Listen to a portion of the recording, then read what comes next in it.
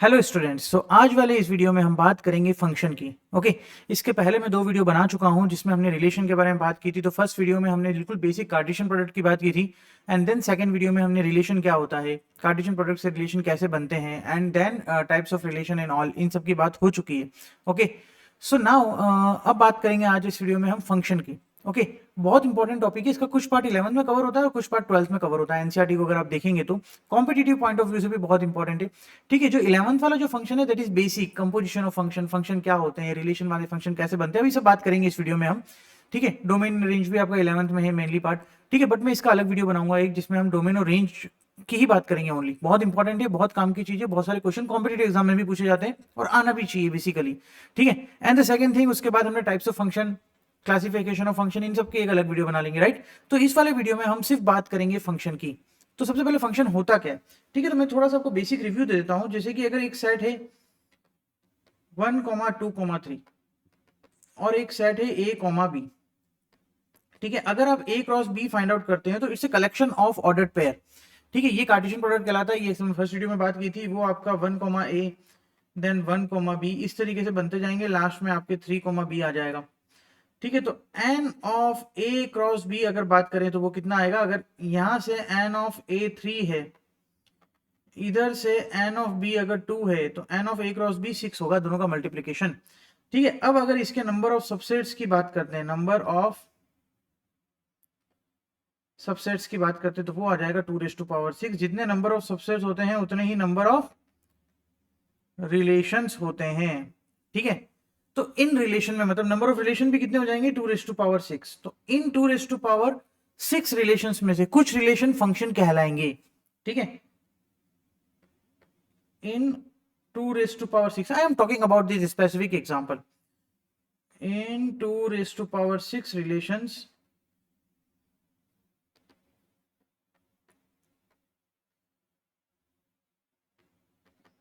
some relation are called function. ठीक है, कुछ स्पेशल टाइप ऑफ रिलेशन को ही हम फंक्शन कहते हैं। आप बोलोगे कि सर वो स्पेशलिटी क्या है। आप बोलते रहो कि स्पेशल टाइप ऑफ रिलेशन को हम फंक्शन कहेंगे, but what is the speciality. उन रिलेशन में ऐसा क्या खास होना चाहिए कि वो फंक्शन हो जाए। तो उसी की अब बात करते हैं अब आगे की। ठीक है, बहुत बेसिक चीज में मैं अगर आपको आंसर दूं, ठीक है, तो हम एरो डायग्राम से बहुत बेसिकली बेटर तरीके से समझ सकते हैं। ठीक है, जैसे कि अगर एक रिलेशन लेट अ रिलेशन, मैं एरो डायग्राम में बना रहा हूं। जैसे कि अगर मैंने कोई, फिर इसकी डेफिनेशन लिख देंगे, मैं आपको पहले एरो डायग्राम से समझा देता हूं। ये सेट ए है, ये सेट बी है, इसमें 1 2 3 था, इसमें ए और बी था, राइट। ठीक है, देखो, अगर इस रिलेशन को मुझे फंक्शन बनाना है, इस रिलेशन को मुझे फंक्शन बनाना है, तो क्या होना चाहिए, पहले सेट के सभी एलिमेंट कनेक्टेड होने चाहिए। ठीक है, a relation can be a function if all element of a set A is associated to a element of set B। ही लिखो तो ज्यादा बेटर है। ठीक है, all element of set A are associated to elements in set B। कुल मिला के एसोसिएट होने चाहिए, मतलब पहले सेट के सभी एलिमेंट एसोसिएट होने चाहिए, इन शॉर्ट। ठीक है, मतलब ये इससे कनेक्ट कर दो, ये इससे कनेक्ट कर दो, ये वाला इससे कनेक्ट कर दो, तो देखो कुछ भी खाली नहीं छूट रहा है ना फर्स्ट सेट में। तो ये आपका पहला कंडीशन सेट हो जाती है, मतलब फॉलो कर रही है पहली कंडीशन। 2 कंडीशंस होती है किसी भी रिलेशन के फंक्शन होने के लिए। पहली कंडीशन में बता चुका हूं कि पहले सेट का सभी एलिमेंट क्या होने चाहिए, कनेक्टेड होने चाहिए। तो इसको लिख देते हैं, खास चीज है इसलिए। A relation can be a function, बहुत मैथमेटिकली नहीं, इफ थ्योरेटिकल लैंग्वेज में समझा रहा हूं ताकि आपको बहुत बेटर समझ में आ जाए। ठीक है, so all elements of set A, all elements of set A are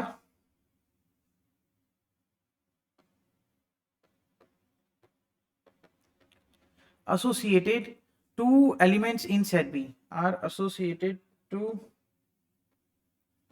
elements in set B. ये तो बात होगी पहली कंडीशन की। अब बात करते हैं दूसरी condition.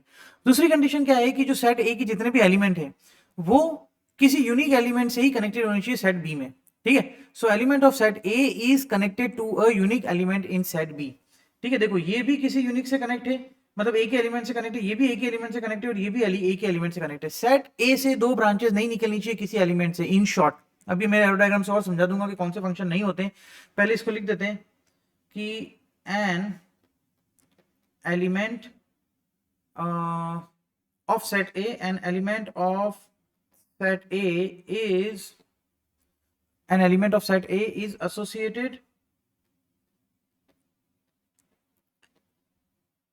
to a unique element in set B. तो these are the two conditions। ये दोनों कंडीशन अगर कोई रिलेशन फॉलो करता है तो वो आपका फंक्शन हो जाएगा। जैसे कि इस वाले कंडीशन में ये फंक्शन है, बट मैं अब जो कुछ बना रहा हूं आपको उसमें समझ में आ जाएगा कि ये फंक्शन क्यों नहीं है। जैसे कि एक रिलेशन बनाए यहाँ पे 1 2 3 एलिमेंट के नाम नहीं देते, जैसे कि ये इससे कनेक्ट हो गया, ठीक है, ये भी इससे कनेक्ट हो गया, ये इससे कनेक्ट हो गया और ये इससे कनेक्ट हो गया, ठीक है, 1 2 3 and this is your A B. तो this is not function. Reason is क्योंकि ये जो सेट, ये जो एलिमेंट है वो इससे भी कनेक्ट हो रहा है और इससे भी कनेक्ट हो रहा है, मतलब इसकी दो इमेजेस आ रही हैं, ठीक है। तो ये ध्यान रखना कि अगर आप वन को ए से कनेक्ट करते हो तो A is called image of one and one is called pre image of A. मैं इसको लिख भी दूंगा, ठीक है। तो ये फंक्शन नहीं है। अच्छा, अगर कुछ इस तरीके की ओरिएंटेशन बन जाती है, जैसे कि यहाँ पर ए और बी लिख देते हैं और ये आपका एक रिलेशन है, यहाँ पर 1 2 3 और यहाँ पर 1 2, ये इससे कनेक्ट हो रहा है, ये इससे कनेक्ट हो रहा है। This is again not function, क्योंकि ये वाला एलिमेंट ब्लैंक छूट रहा है। पहले सेट के सभी एलिमेंट कनेक्टेड होने चाहिए। This is compulsion, this is compulsory. Okay, ये चीज ध्यान रखना। ओके, सो अगर मैं कुछ इस तरीके का बना दूं, कुछ ओरिएंटेशन आप देख लो अच्छे से, ताकि आपको समझ में आ जाए कि कौन सा रिलेशन फंक्शन है और कौन सा रिलेशन फंक्शन नहीं है। यहाँ पे भी 1 2 3 बनाते हैं, यहाँ पे भी 1 2 3 बनाते हैं, इसको इससे कनेक्ट कर देते हैं, इसको इससे कनेक्ट कर देते हैं, इसको इससे कनेक्ट कर देते हैं। This is your function. बोलोगे कि सर ये खाली छूट रहा है, तो इस पे तो कोई कंडीशन ही नहीं है ना, बी का कोई एलिमेंट खाली छूटेगा चलेगा, it's not an issue. But A के सभी एलिमेंट आपके कनेक्टेड होने चाहिए और किसी यूनिक एलिमेंट से ही कनेक्टेड होने चाहिए। ओके, सो किसी यूनिक एलिमेंट से ही कनेक्टेड होने चाहिए, तभी वो रिलेशन आपका क्या कहलाएगा, फंक्शन कहलाएगा। तो मैंने यहाँ पर एक बनाया, ये फंक्शन आपका है। अच्छा, इसमें 1 किससे कनेक्ट हो रहा है? 1 कनेक्ट हो रहा है सी से। सो इसको बोलेंगे कैसे? C is image of 1 and 1 is pre image of C. ये ध्यान रखना, C is image of 1 and 1 is pre image of C. Clear? इतनी चीज अच्छे समझ में आ गई। तो कौन सा रिलेशन कौन सा फंक्शन होता है, ये चीज आपको अच्छे से पता होनी चाहिए। ओके, नाउ अपन बात करते हैं डिस्क्रिप्शन ऑफ फंक्शन, मतलब फंक्शन को कैसे लिखा जाता है इन शॉर्ट।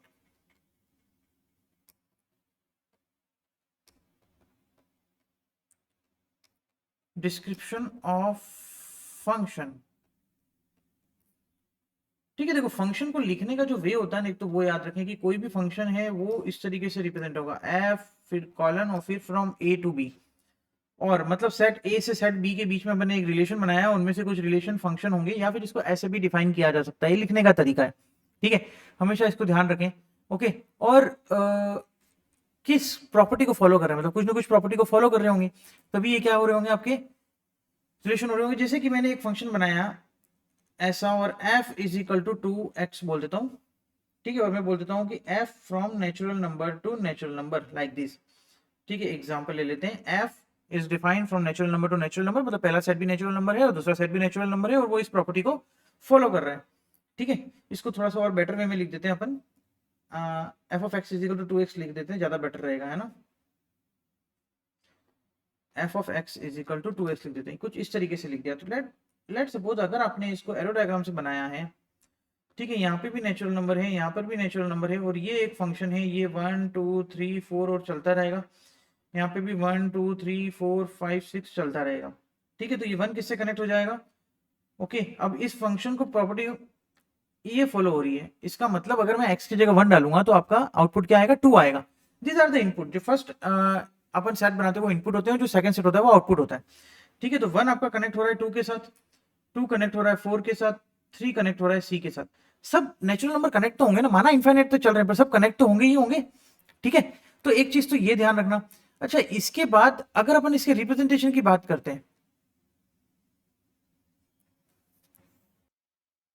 सो इसके रिप्रेजेंटेशन की बात करते हैं तो ये चीज ध्यान रखना, जैसे कि अगर मैंने इस तरीके से लिखा है इसको, ये वाला जो मैंने लिखा हुआ ये पूरी line, that is the algebraic method to represent a function. ये क्या है आपका एल्जेब्रिक मेथड है, ठीक है। ये वाला मेथड आपका मैपिंग मेथड कहलाता है, इसका मैपिंग भी कह सकते हैं इसको, कि अपन इसको मैप कर रहे हैं, एरो डायग्राम भी कह सकते हो, ठीक है। अच्छा, अब इसी फंक्शन को आप ऐसे भी लिख सकते हो कि f इज इक्वल टू जो जिससे कनेक्ट हो रहा है उसको उससे लिख दो, तो 1,2, ठीक है, 2 कनेक्ट होगा 4 से, है ना, 3 कनेक्ट होगा 6 से, और ये सो ऑन चलते रहेंगे, ठीक है। तो ये वाला जो मेथड है ना, that is called ordered pair. Ordered pair, ये ऑर्डर्ड पेयर मेथड भी कह सकते हो आप इसको, एक रिप्रेजेंटेशन है जब अपन ऑर्डर्ड पेयर को पूरा, या रोस्टर फॉर्म भी कह सकते हो, किसी फंक्शन की रोस्टर फॉर्म भी कह सकते हो, ठीक है। तो ये 3 तरीके के रिप्रेजेंटेशन कहलाते हैं एक्चुअली, ठीक है। अच्छा, अब ये तो मैंने एरो डायग्राम से और जो ऑर्डर्ड पेयर की फॉर्म में जो फंक्शन लिख रखे हैं वो बता दिए, ठीक है। Whenever some function is given in the form of ordered pair and all, ठीक है, या फिर मैपिंग में भी दे रखा हो फंक्शन, तो आप इसका डोमेन, रेंज और कोडोमेन बहुत इजीली कैलकुलेट कर सकते हैं, ठीक है। ये चीज ध्यान रखना, मैं यहाँ पे लिख रहा हूं डोमेन, ठीक है, of function. Domain of function is the first element of all ordered pair, जो मेरी रिलेशन में भी बात की थी, ठीक है। यहां पर भी सेम ही चलता है, क्योंकि है तो ये भी रिलेशन ही ना। First elements of ordered pair, ठीक है। रेंज जो होगी फंक्शन की वो क्या होगी, second element of ordered pair. और कोडोमेन क्या होगा, कोडोमेन वो फंक्शन जिस सेट से सीट सेट पे डिफाइन है उसका सेकेंड सेट आपका पूरा कोडोमेन हो जाएगा, ठीक है। अगर अपन यहां पे बात करते हैं तो डोमेन ऑफ एफ कितना होगा आपका 1,2,3,4 लाइक दैट, ठीक है। या फिर आप इसको नेचुरल नंबर भी बोल दो, हाँ या ना, ठीक है। देखो ये 1 आ रहा है, ये 2 आ रहा है, ये 3 आ रहा है, चलते जाएंगे ना। रेंज ऑफ एफ क्या होगा, सेकेंड एलिमेंट दैट इज 2, 4, 6। अगर आप यहां पर भी देख रहे हैं तो कौन कौन से एलिमेंट कनेक्टेड है वो आपको देखने हैं, ठीक है। तो ये आ जाएगा 2, 4, 6 and so on. This is not natural number. तो अगर आप इसको सेट बिल्डर फॉर्म में लिखना चाहते हैं तो x is such that x is equal to 2n where n is belongs to natural number, that's it, right. और अगर अपन इसे कोडोमेन की बात करेंगे तो कोडोमेन ऑफ f क्या होगा। अब अपन ने देखा है कि codomain is the second set, और सेकंड सेट था फंक्शन कहां से कहां तक डिफाइन है, natural number two natural number पे। तो सेकंड सेट क्या नेचुरल नंबर है, तो इसका कोडोमेन भी क्या हो जाएगा, नेचुरल नंबर ही हो जाएगा, ठीक है। This is how you can calculate, you can find out what is the function, function कौन से रिलेशन फंक्शन कहलाते हैं, इनके रिप्रेजेंटेशन क्या क्या है, roster form, set builder form, arrow diagram, you can mapping भी कह सकते हैं उसको, ऑर्डर पेयर वाले को ऑर्डर पेयर मेथड भी बोल सकते हैं। फंक्शन को डिफाइन करते हैं इस रिलेशन से, f of x is equal to 2x like. तो this is the algebraic method जो एल्जेब्रिकली डिफाइन कर रहा है किसी फंक्शन को, क्लियर। तो ये चीज तो बात हो गई सिंपल फंक्शन के बारे में। अब आगे की बात करते हैं। ओके, सो अब एक क्वेश्चन लिखा है आपके सामने, इस क्वेश्चन को समझते हैं। ऐसे क्वेश्चन पूछे जाते हैं 11th क्लास में बहुत सारे, बड़ी बेसिक क्वेश्चन है, पर आपको आने चाहिए कि होता क्या है इसमें, क्या करते हैं। लाइक एक सेट दे रखा है a -2 -1 0 1 2, और एक फंक्शन दे रखा है f from a to z, ठीक है। This is your and function दे रखा है ये। तो इसका मतलब ये तो हो जाएंगे इनपुट और ये हो जाएंगे आउटपुट। मतलब पहला सेट तो आपका सेट a है, और जो दूसरा सेट है वो है z, z stands for integer, ठीक है। और जो इनपुट डालोगे आप उसका आउटपुट क्या आएगा वो फॉलो कर रहा है इसको, ठीक है, इस इक्वेशन को x square minus 2x minus 3। Then find out the range, पहला part. Second part pre image of 6 -3 and 5 करके देखते हैं, ठीक है। सबसे पहले देखो अपन ये देखते हैं कि अपन इनपुट में क्या दे रहे हैं। इनपुट में ये सभी एलिमेंट्स दे रहे हैं, राइट। -2 दे रहे हैं, -1 दे रहे हैं, 0 दे रहे हैं, 1 दे रहे हैं, 2 दे रहे हैं। तो एक एक वैल्यूज के लिए निकालते हैं। सबसे पहले अपन निकालते हैं f of -2।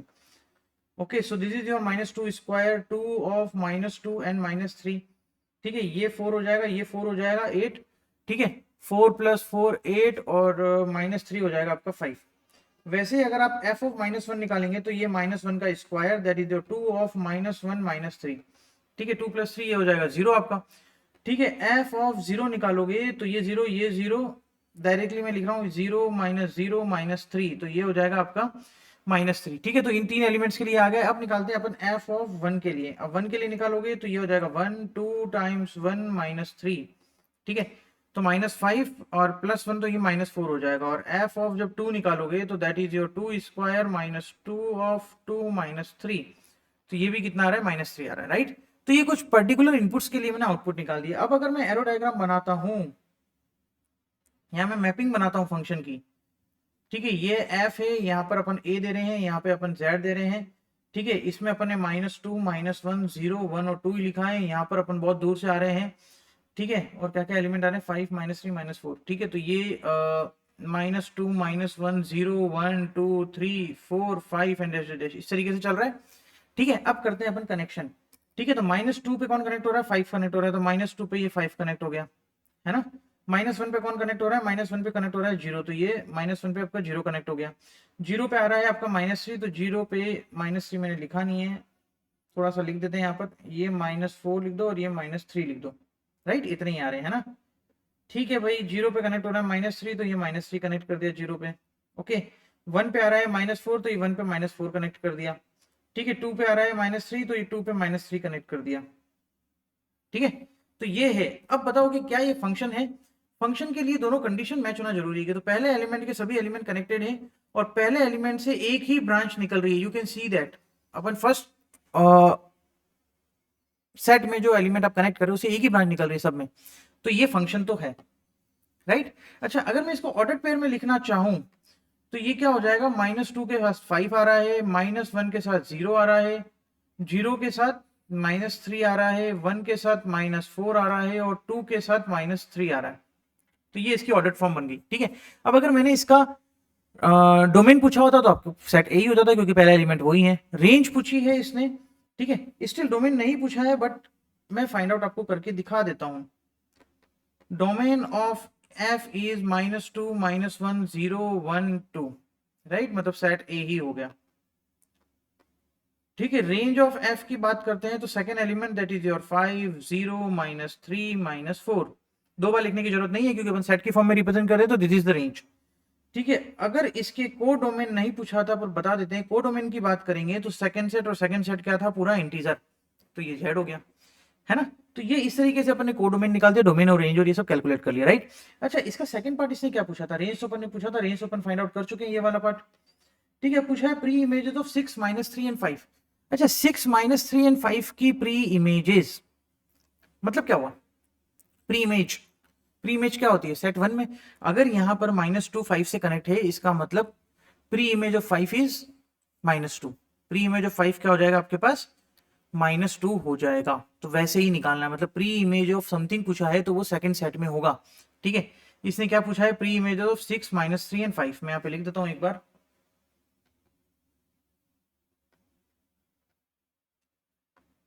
Pre image of 6 -3 and 5। ठीक है, अब अपन देख रहे हैं कि इसकी रेंज में या फिर इसके एरो डायग्राम में तो 6 किसी से कनेक्ट ही नहीं हो रहा है ना। अब 6 कनेक्ट हो ही नहीं रहा है तो 6 की तो इमेज आएगी भी नहीं। एक और तरीका भी है, जो एफ एक्स है, x² -2x -3, f of x is equal to x² -2x -3। ठीक है, तो ये जो है वो आउटपुट्स की रेंज है, मतलब 6 की जगह ये रख दोगे अगर आप x² -2x -3, तो ये हो जाएगा x² -2x -9 = 0। राइट, अब अगर मैं इसको सॉल्व करूं किसके लिए, x के लिए, ठीक है, तो अपन क्वाड्रेटिक फॉर्मूला लगा देते हैं, तो 2 ± √b² -4ac, तो +36/2 हो जाएगा, दैट इज 2 ± √40/2। तो ये तो a में एलिमेंट है ही नहीं, है ना, नो एलिमेंट इन a। इसका मतलब नो प्री इमेज,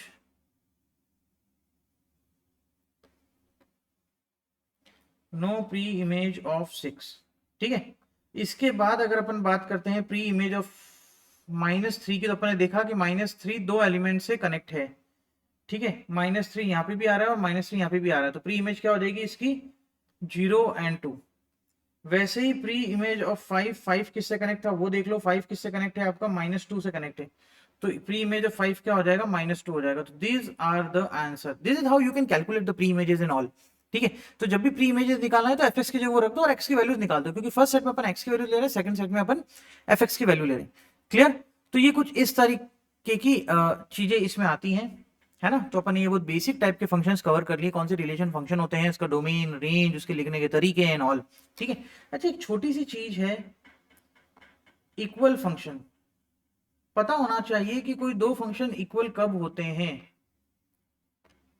ठीक है, ये चीज ध्यान रखना कि कोई दो फंक्शन है अगर एफ एंड जी, ठीक है, तो f equal to g if and only if, दो फंक्शन इक्वल कब होंगे, एफ एक्स और जी एक्स ले लेते हैं, ठीक है, तो पहली कंडीशन, तो जो डोमेन है एफ का वही डोमेन होना चाहिए जी का, दोनों का डोमेन सेम होना चाहिए, वैसे ही दोनों की रेंज भी सेम होनी चाहिए, डोमेन और रेंज सेम होना जरूरी है, पहली कंडीशन दोनों का डोमेन, ठीक है, और दूसरी नहीं, रेंज कैन बी वेरी, अपन एक इसको काम करते हैं, रेंज से बेटर मैं इसको लिख देता हूं को डोमेन,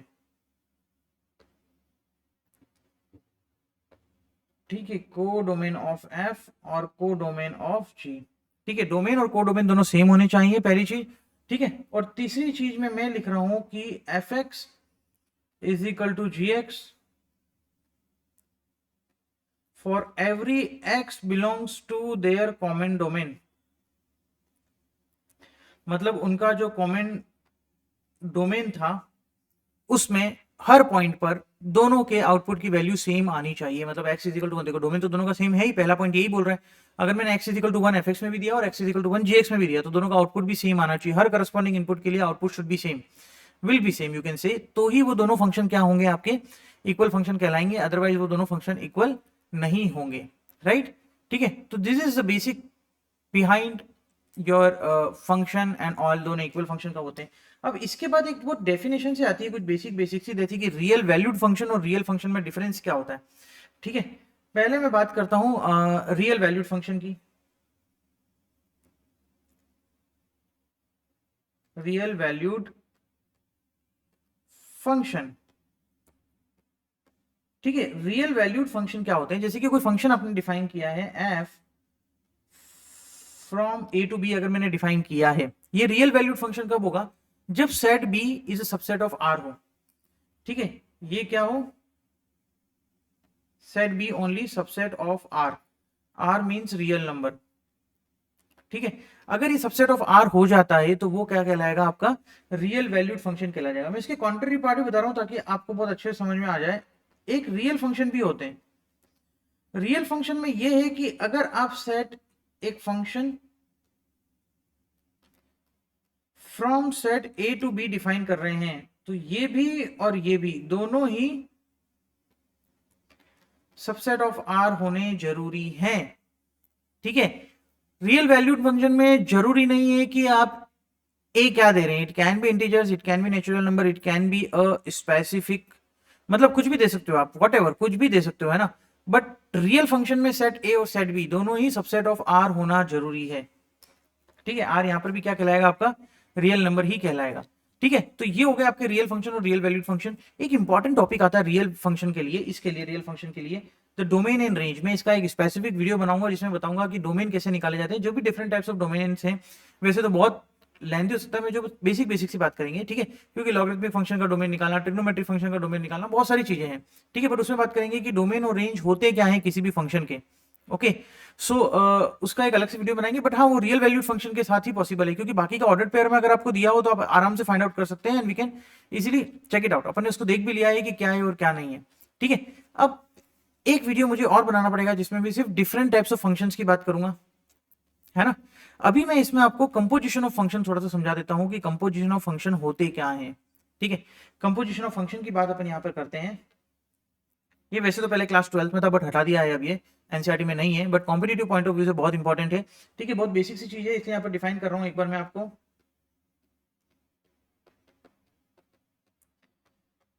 कंपोजिशन ऑफ फंक्शन, ठीक है, जैसे कि जरूरी नहीं है कि दो फंक्शन नीडेड हैं, इसके लिए आप एक फंक्शन के साथ भी कंपोजिशन निकाल सकते हैं, एक सिंपल सी बात करते हैं, जैसे कि मैं अगर इनपुट देता हूं x किसी प्रोसेसर में f में, तो बाहर आपको मिलेगा f ऑफ x, ठीक है, और यही f ऑफ x किसी इनपुट में किसी दूसरे फंक्शन में दे दूं, मतलब g में दे दिया मैंने, अब g का इनपुट क्या हो जाएगा f ऑफ x हो जाएगा, तो जो बाहर आएगा ना वो आएगा आपका g और फिर इनपुट है f ऑफ x, ठीक है, तो ये होते हैं आपके कंपोजिशन ऑफ फंक्शन।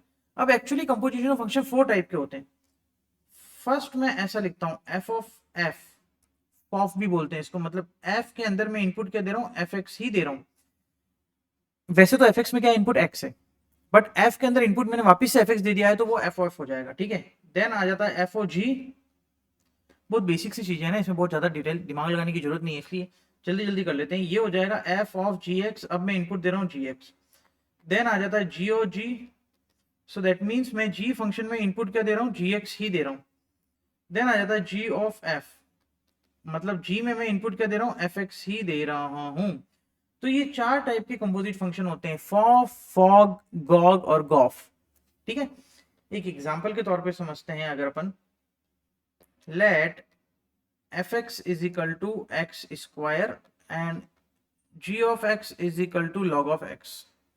ठीक है, अब हमको चारों टाइप के कंपोजिट फंक्शन अगर निकालने हैं तो मैं सबसे पहले बात करता हूं,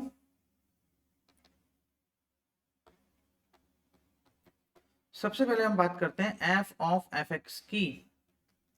ठीक है, एफ ऑफ एफ एक्स देना है, मतलब यहां पर मैं एफ एक्स डाल रहा हूं। ठीक है, एफ तो बाहर है ही, एक्स की जगह मैं क्या डाल रहा हूं, एफ एक्स डाल रहा हूं, तो यहां पर भी एक्स की जगह एफ एक्स डालूंगा, तो ये क्या आ जाएगा, एफ एक्स का स्क्वायर। और एफ एक्स क्या था आपका, एक्स स्क्वायर, और इसका होल स्क्वायर, तो वो कितना आ जाएगा, एक्स टू द पावर 4 आ जाएगा। समझ में आया? इनपुट को चेक करना है क्या है। जैसे कि अगर मैं एफ ऑफ जी एक्स निकालना चाह रहा हूँ, मतलब मैं एक्स की जगह क्या दे रहा हूँ, यहाँ पर जी एक्स दे रहा हूँ, तो यहाँ पर भी मैं क्या दूंगा, जी एक्स दूंगा, तो जी एक्स का होल स्क्वायर, जी एक्स को रखना है उसकी जगह पर, ये होल स्क्वायर लिखना है, तो आप इसको ऐसे भी लिख सकते हो, लॉग स्क्वायर एक्स। ठीक है, लॉग को ऐसे लिख सकते हैं, log x into log x को आप लॉग स्क्वायर एक्स लिख सकते हो, जैसे कि sine square x sine x into sine x होता है ना, लाइक दैट। ठीक है, वैसे ही अगर मैं g ऑफ एफ एक्स निकालूंगा, तो मतलब अब मैं इस x की जगह एफ एक्स रख रहा हूं, तो इस x की जगह भी एफ एक्स रखूंगा, तो ये कितना आ जाएगा आपका, log ऑफ एफ एक्स। ठीक है, log ऑफ एफ एक्स, पहले g ऑफ एफ एक्स निकाल लेते हैं, फिर g ऑफ जी एक्स निकाल लेंगे। ठीक है, log ऑफ एफ एक्स मतलब log ऑफ एफ एक्स की वैल्यू रख दो एक्स स्क्वायर। ठीक है, और वैसे ही अगर अपन g ऑफ जी एक्स निकालते हैं, g ऑफ जी एक्स निकालते हैं, मतलब log ऑफ जी एक्स हो जाएगा, तो ये वाली जो चीज है वो आ जाएगा log ऑफ log x। क्या आ जाएगा, log of log x। So this is the 4 type of composition of function. Clear? ठीक है, सो ये बेसिक कुछ बातें हो गई। ये एक टाइप्स ऑफ फंक्शंस का मैं पूरा वीडियो अलग बनाऊंगा, जिसमें modulus function, signum function, greatest integer function, trigonometric function, polynomial function, transcendental function, logarithmic function थोड़ी बहुत बात कर लेंगे, एक्सपोनेंशियल फंक्शन, इन सब की बात अपन उस वीडियो में कर लेंगे। ठीक है, इस वीडियो को हम यहीं स्टॉप करते हैं। Thank you.